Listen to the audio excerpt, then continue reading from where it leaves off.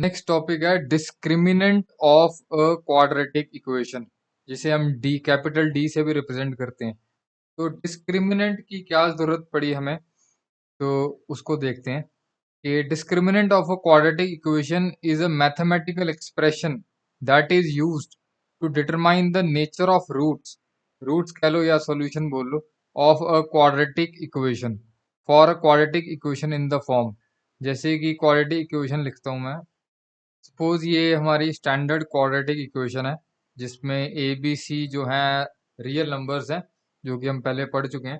तो इसका डिस्क्रिमिनेंट निकालना है, तो उसका फॉर्मूला है बी स्क्वायर माइनस फोर ए सी। ठीक है, कोई भी हमें जैसे क्वाड्रेटिक इक्वेशन दी होगी, मान लो three x square plus two x minus one equal to zero, मान लो एक क्वाड्रेटिक इक्वेशन है। इसमें ए की वैल्यू थ्री हो जाएगी, बी की वैल्यू टू हो जाएगी, सी की वैल्यू माइनस वन हो जाएगी। तो ये ए बी सी की वैल्यू यहाँ डाल लेंगे और वहां से डी निकाल लेंगे। ठीक है, तो कभी डी की वैल्यू जो है वो जीरो से बड़ी आएगी यानी पॉजिटिव आएगी, कभी डी की वैल्यू जीरो आएगी, डी मतलब डिस्क्रिमिनेंट, कभी डी की वैल्यू लेस देन जीरो आएगी। तो ये तीन केसेस आएंगे टोटल। ठीक है, तो तीन डिफरेंट केसेस आएंगे। तो बेसिकली डी हम निकालते क्यों है, डी निकालने से हमें नेचर ऑफ रूट्स पता लग जाते हैं।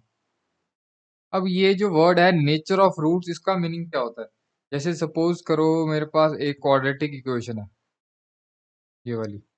तो अगर इसको मैं मिडिल टर्म स्प्लिट करूंगा, सॉल्व करूंगा, ठीक है, तो बाद में मुझे पता लगेगा कि इसकी दो एक्स की वैल्यूज आ रही हैं, दोनों ही सेम है और दोनों ही माइनस वन आ रही हैं। ठीक है, तो दोनों ही नेगेटिव आ रही हैं, तो मतलब इक्वल आ रही हैं। मतलब या तो कभी हमारे पास कोई क्वाड्रेटिक इक्वेशन आएगी, उसकी दो वैल्यूज आएंगी, जैसे एक्स की वैल्यू थ्री आ गई और एक्स की वैल्यू माइनस फोर आ गई, दो डिफरेंट वैल्यूज आ गई। ठीक है, एक केस तो ये हो गया। ठीक है, और एक केस ये हो गया कि दोनों दो वैल्यूज आ रही हैं लेकिन दोनों ही सेम है। ठीक है, ये d इक्वल टू जीरो का केस है, ये d ग्रेटर देन जीरो का केस है। फिर कोई केस आएगा जिसमें x की वैल्यू ही नहीं निकलेगी, तो वो होगा d लेस देन जीरो का case, discriminant less than zero. ठीक है, तो मतलब ये जो भी वैल्यूज आ रही हैं ये तो सॉल्व करके आएंगी ना। ये इक्वेशन को सॉल्व करूंगा, मिडिल टर्म स्प्लिट करूंगा, तभी x की वैल्यूज आएगी। अब मैं ये सोच रहा हूँ कि मैं इसको सॉल्व मत करूं, ठीक है, बिना सॉल्व किए, और ये वैल्यूज भी मत निकालूं, ये वैल्यूज भी नहीं निकालता, बट मुझे ये जानना है कि जो दो वैल्यूज आएंगी क्या वो इक्वल आएंगी या वो डिफरेंट आएंगी, जैसे कि ये वाला केस है, या वो आएंगी ही नहीं। ठीक है, तो बिना सॉल्व किए भी मैं वो पता कर सकता हूँ। वो कैसे? उसके लिए मुझे डी निकालना पड़ेगा। फिर डी निकालूंगा, तो अगर डी की वैल्यू ग्रेटर देन जीरो आ रही है, पॉजिटिव आ रही है, तो ये वाला केस हो गया, डिस्टिंक्ट रूट्स आ गए। डिस्टिंक्ट मतलब डिफरेंट रूट्स आ गए, एक थ्री है एक माइनस फोर है, डिफरेंट है दोनों। या फिर इक्वल रूट्स आ गए, दोनों ही रूट्स मतलब एक की, दोनों की वैल्यू माइनस वन है, एक्स की वैल्यू माइनस वन, दो रूट्स आ गए, तो वो तब आएगा जब डी की वैल्यू जीरो होगी। तीसरा केस है डी जब लेस देन जीरो हो, वो तब आएगा जब एक्स की वैल्यू कोई आएगी नहीं। ठीक है, तो ये तीन डिफरेंट केसेस हैं, इसे बोलते हैं नेचर ऑफ रूट्स। बिना क्वाड्रेटिक इक्वेशन को सॉल्व किए भी हम चेक कर सकते हैं कि जो रूट्स आएंगे वो किस तरीके के आएंगे। ठीक है, सो सबसे पहला केस आ गया कि डी की वैल्यू ग्रेटर देन जीरो अगर आ जाए। ठीक है, क्वाड्रेटिक इक्वेशन दी होगी, एबीसी की वैल्यू यहाँ डाल देना, तो पता लग जाएगा डी पॉजिटिव आ रहा है। जैसे मान लो अगर प्लस सिक्स आ रहा है, तो यानी डी ग्रेटर देन जीरो है, मतलब ग्रेटर देन जीरो का मतलब पॉजिटिव। सो यानी कि डी अगर ग्रेटर देन जीरो है, तो इसका मतलब जो दो रूट्स आएंगे, एक्स की जो दो वैल्यूज आएंगी वो टू डिस्टिंक्ट आएंगी, डिस्टिंक्ट मतलब डिफरेंट। ठीक है, सो इसका डिस्क्रिमिनेंट पॉजिटिव का मतलब ये है। ठीक है, तो जैसे क्वाड्रेटिक पॉलिनोमियल में हमने ग्राफ बनाए थे, वही चीज मैं दोबारा बता रहा हूँ तुम्हें। उसमें बताया था ना कि इस ग्राफ के कितने जीरोज हैं। तो हमने किया था कि जो ये जो ग्राफ है, जो कर्व है, वो एक्स एक्सिस को कितने पॉइंट्स पे कट कर रहा है, तो यहाँ पे दो पॉइंट्स पे कट कर रहा है, तो ये क्वाड्रेटिक पॉलिनोमियल का ग्राफ है। ठीक है, तो अब क्वाड्रेटिक पॉलिनोमियल को ही इक्वल टू जीरो कर दो तो क्वाड्रेटिक इक्वेशन बन जाएगी। सो यानी कि जब भी कर्व, पैराबोला का जो कर्व है, वो एक्स एक्सिस को दो पॉइंट्स पे इंटरसेक्ट कर रहा है, चाहे वो ऐसा हो या पैराबोला ऐसा हो या ऐसा हो, हर जगह पे एक्स एक्सिस को दो पॉइंट पे कट कर रहा है। ठीक है, तो ये वाला केस हो गया टू डिस्टिंक्ट रियल रूट्स का। जब डी ग्रेटर देन जीरो आएगा, तो टू डिस्टिंक्ट रियल रूट्स आएंगे। ठीक है, ये दो रूट्स, एक ये हो गया एक ये रूट हो गया, एक रूट ये हो गया एक रूट ये हो गया, एक ये हो गया और एक ये हो गया। ठीक है, तो बेसिकली मैंने ये 3 ग्राफ बनाए हैं एक्स एक्स वाई प्लेन में, और इसको रिप्रेजेंट करके बताया कि d ग्रेटर देन 0 है तो टू डिस्टिंक्ट रियल रूट्स आएंगे। ठीक है, और ग्राफ जो है, graph of the quadratic function intersects the X axis at two different points. ठीक है, अब जैसे एनसीईआरटी में ये लिखा हुआ है बी स्क्वायर माइनस फोर ए सी ग्रेटर देन 0, तो एक ही बात है, ये डी की तो वैल्यू है, डी ग्रेटर देन 0 कह लो या बी स्क्वायर माइनस फोर ए सी ग्रेटर देन 0 कह लो, बात एक ही है। ठीक है, डी तो हमें पहले निकालना ही पड़ेगा, बी स्क्वायर माइनस फोर ए सी फॉर्मूला लगा के। ठीक है, नेक्स्ट केस है अगर डी की वैल्यू इक्वल टू 0 आ जाए, ना पॉजिटिव आए ना नेगेटिव आए, न्यूट्रल आ जाए। ठीक है, डी की वैल्यू इक्वल टू 0 आ जाए तो रूट्स कैसे आएंगे, वन रियल रूट और अ रिपीटेड रूट और अ डबल रूट। ठीक है, इसका मीनिंग ये है कि जैसे मैंने अभी तुम्हें एक एग्जांपल देके समझाया था कि अगर ये क्वाड्रेटिक इक्वेशन है तो इसको अगर मैं सॉल्व करूंगा तो दो रूट्स आएंगे। ठीक है, दो रूट्स आएंगे तो इसे बोलेंगे डबल रूट या रिपीटेड रूट, दोनों ही सेम है, रिपीट हो रहे हैं। ठीक है, या डबल रूट बोल दो या रिपीटेड रूट बोल दो, है तो वैल्यू तो एक ही है, इसलिए यहाँ पे नाम दे दिया वन रियल रूट, लेकिन वो रिपीट हो रहा है, एक ही रियल नंबर रिपीट हो रहा है, इसलिए यहाँ लिख दिया वन रियल रूट या रिपीटेड, सबके मीनिंग एक ही है। ठीक है, सो अगर डी की वैल्यू 0 आ रही है तो नेचर ऑफ रूट क्या होंगे, मतलब किस तरह के रूट आएंगे, रिपीटेड रूट्स आएंगे, रियल रूट आएंगे, आएंगे रियल लेकिन रिपीटेड, यानी कि डी ग्रेटर देन 0 और डी इक्वल टू 0 दोनों ही केस में रियल रूट्स आएंगे। ठीक है, और डी लेस देन 0 इसके केस में कॉम्प्लेक्स रूट्स आएंगे, जो कि हम 11th 12th में पढ़ेंगे। ठीक है, वो अभी नहीं करेंगे, वो बस हम इतना ही करके छोड़ देंगे, नो रियल रूट्स एग्जिस्ट, बस इतना लिख के छोड़ देंगे, लेकिन रूट्स आएंगे क्या, वो हम 11th में निकालेंगे। ठीक है, डी लेस देन 0 का केस में, तो जो डी ग्रेटर देन 0 और डी इक्वल टू 0 है उसमें रियल रूट्स ही आएंगे, डी लेस देन 0 में नो रियल रूट एग्जिस्ट लिख देंगे। ठीक है, अब ये d इक्वल टू 0 जो है उन क्वाड्रेटिक इक्वेशंस के लिए आएगा जिन क्वाड्रेटिक इक्वेशंस का अगर हम ग्राफ बनाते हैं, ठीक है, तो वो क्वाड्रेटिक इक्वेशन का ग्राफ तो हमेशा पैराबोला ही होगा, और पैराबोला जो है एक्स एक्सिस को सिर्फ एक ही पॉइंट पे टच करेगा। ठीक है, जैसे कि ये मैंने एक एग्जांपल ले ली, सेकंड एग्जांपल ये ले ली, यहाँ पे भी एक ही पॉइंट पे टच कर रहा है, तो हो सकता है कि यहाँ पे मान लो एक्स की वैल्यू 3 है, तो यानी कि ये जो क्वाड्रेटिक इक्वेशन जिसका ये ग्राफ है उसकी दो वैल्यूज आ रही हैं और दोनों ही रिपीटेड है, मतलब सेम है, लेकिन वैल्यू एक ही आ रही है लेकिन रिपीटेड आ रही है। ठीक है, और जैसे यहाँ पे ले लो, यहाँ पे ले लेता हूँ एक्स की वैल्यू -2, एक्स की वैल्यू -2, मान लो दो वैल्यूज आ रही हैं, दोनों ही सेम है, तो ये वो वाले केसेस हैं कि भाई जो रूट्स आ रहे हैं वो रियल तो हैं लेकिन रिपीटेड है। ठीक है, सो पहला केस किया था डी ग्रेटर देन 0, रूट्स आ रहे थे रियल तो हैं लेकिन वो डिस्टिंक्ट थे, मतलब डिफरेंट थे, डिस्टिंक्ट कह लो या डिफरेंट कह लो। अब जब डी की वैल्यू इक्वल टू 0 आ रही है तो रूट्स तो रियल आ रहे हैं लेकिन वो रिपीटेड हैं, इक्वल रूट्स बोलते हैं उसको, रिपीटेड की जगह वर्ड यूज करेंगे हम इक्वल रूट्स। ठीक है, रियल एंड इक्वल, यहाँ बोलेंगे रियल एंड डिस्टिंक्ट, तो डी ग्रेटर देन 0 में बोलेंगे real and distinct, D equal to 0 में बोलेंगे रियल एंड इक्वल। ठीक है, ये लाइन लिखिए ना, the graph of the quadratic function touches the X axis at a single point, ये वही सिंगल पॉइंट है।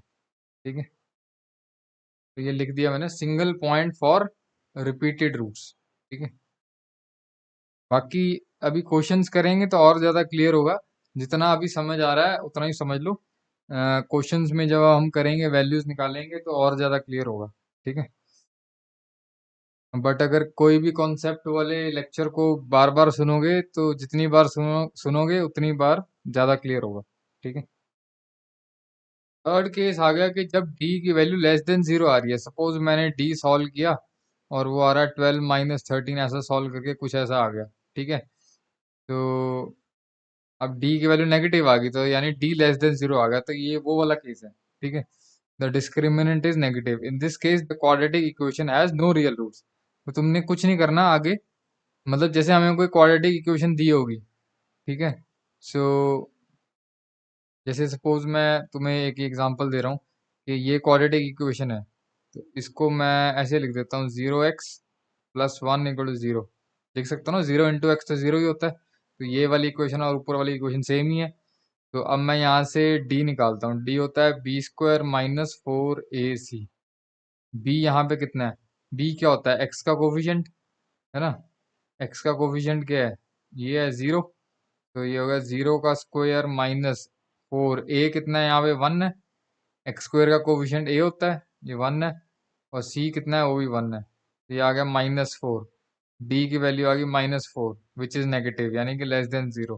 तो डी लेस देन 0 तो मैं लिख दूंगा equation has no real roots. ये जो इक्वेशन नंबर 1 है, this has no real roots. बस आगे रूट्स निकालूंगा नहीं, क्योंकि इसकी ना तो मिडिल टर्म स्प्लिट होगी ना ही कुछ होगा। सॉल्व करके देख लेते हैं कुछ। X square plus 1 equal to 0, X square is equal to -1। अब किसी भी नंबर का स्क्वायर कभी भी नेगेटिव नहीं होता, तो ऐसी कोई एक्स की रियल वैल्यू नहीं है जो कि इस इक्वेशन को सेटिस्फाई करे, है ना। So there is no real value of X. तो हम कह देंगे रूट्स डज नॉट एग्जिस्ट, या real roots does not exist लिखेंगे। रूट्स तो एग्जिस्ट करते हैं, क्योंकि कॉम्प्लेक्स रूट्स एग्जिस्ट करते हैं, लेकिन वो अभी सिलेबस में नहीं है, वो 11th-12th में है। तो हम सिर्फ इतना ही लिखेंगे, नो रियल रूट्स एग्जिस्ट। ठीक है, नो रियल रूट्स एग्जिस्ट। अगर डी लेस देन 0 आ रहा है, बस इसको इतना ही करके छोड़ देंगे। लेकिन अगर डी इक्वल टू 0 आ रहा है या डी ग्रेटर देन 0 आ रहा है, तो फिर हम उसको सॉल्व करेंगे। क्वाड्रेटिक इक्वेशन को मिडिल टर्म स्प्लिट से करेंगे या क्वाड्रेटिक फॉर्मूला से करेंगे, वो भी आगे बताऊंगा। ठीक है, तो डी लेस देन 0 कौन सा केस है? जैसे कि ये केस देखो, इसमें पैराबोला जो है एक्स एक्सिस को टच ही नहीं कर रहा। तो जैसे क्वाड्रेटिक पॉलिनॉमियल में किया था ना, कि जब कर्व या पैराबोला टच ही नहीं करेगा तो कोई जीरो आएगी नहीं उसकी। तो वहां जीरो बोलते थे, यहाँ रूट्स बोलते हैं। जब तक ग्राफ एक्स एक्सिस को टच नहीं, इंटरसेक्ट नहीं करेगा, रूट्स आएंगे नहीं। अब यहाँ पे भी नहीं कर रहा एक्स एक्सिस को, यहाँ पे भी नहीं कर रहा, यहाँ पे भी नहीं कर रहा। तो ये डिफरेंट ग्राफ्स बना के मैं समझाने की कोशिश कर रहा हूँ कि इन सभी ग्राफ में कोई रियल रूट नहीं आएगा, क्योंकि ये डी लेस देन 0 का केस है। No real roots exist. ठीक है, तो यही सब लिखा है। The quadratic equation has no real roots, the graph of this does not intersect the X axis and the roots are complex, conjugate pair of complex number. मतलब roots are complex हैं, बस इतना समझ लो। और वो हम 11th में करेंगे। तो बस जब जब कोई भी क्वेश्चन सॉल्व करेंगे, डी लेस देन 0 आएगा तो हम लिख देंगे नो रियल रूट एग्जिस्ट। बस इतना ही लिखना है और कुछ नहीं करना। ठीक है, तो अगर कुछ भी डाउट है तो लेक्चर को दोबारा से सुनो, 2-3 बार सुनो। फिर भी नहीं समझ आता तो आगे के जो क्वेश्चंस मैं कराऊंगा उसमें और क्लियर हो जाएगा। ठीक है, दैट्स इट। तो एनसीईआरटी में ये जो लिखा हुआ है, इसी को समझा रहा हूँ मैं फ्लो चार्ट की फॉर्म में, कि डिस्क्रिमिनेंट के 3 केसेस आएंगे, ग्रेटर देन 0, इक्वल टू 0 और लेस देन 0। मतलब एक क्वाड्रेटिक इक्वेशन हमें क्वेश्चन में दी होगी, और क्वेश्चन में पूछा होगा कि उसका डिस्क्रिमिनेंट निकाल लो और उसकी नेचर ऑफ रूट्स निकाल लो। ठीक है, तो हम सबसे पहले डी ही निकालेंगे। डी की वैल्यू पता है हमें, बी स्क्वायर माइनस 4ac होता है, तो यहाँ से डी निकाल लेंगे। फिर ये 3 केसेस आएंगे, तो जो 3 केसेस आएंगे उसके अकॉर्डिंग हम लिख देंगे।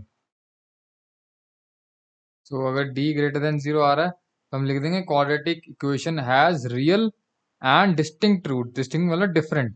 तो बेसिकली ये नेचर बता रहे हैं हम रूट्स की। ये जो लिखा है मैंने, ये सारा पिंक कलर से, ये सारा नेचर ऑफ रूट्स है। ठीक है, अगर ये d की वैल्यू सॉल्व करके इक्वल टू 0 आ रही है तो हम लिखेंगे quadratic equation has real and equal roots. जैसे वो बताया था ना कि 2 वैल्यूज आ रही थी और दोनों ही सेम आ रही थी, तो ये रियल नंबर भी हैं और इक्वल भी हैं। और ये एग्जांपल बताया था कि 3 आ रही थी और एक -4 आ रही थी, दोनों ही रियल नंबर हैं बट डिफरेंट है। डिफरेंट कह लो या डिस्टिंक्ट कह लो। ठीक है, जिसको डिस्टिंक्ट ठीक लगता है वो डिस्टिंक्ट लिख ले, जिसको डिफरेंट लिखना है डिफरेंट लिख ले। डिस्टिंक्ट वर्ड यूज करते हैं वैसे एनसीईआरटी वाले, तो तुम भी वही कर लो।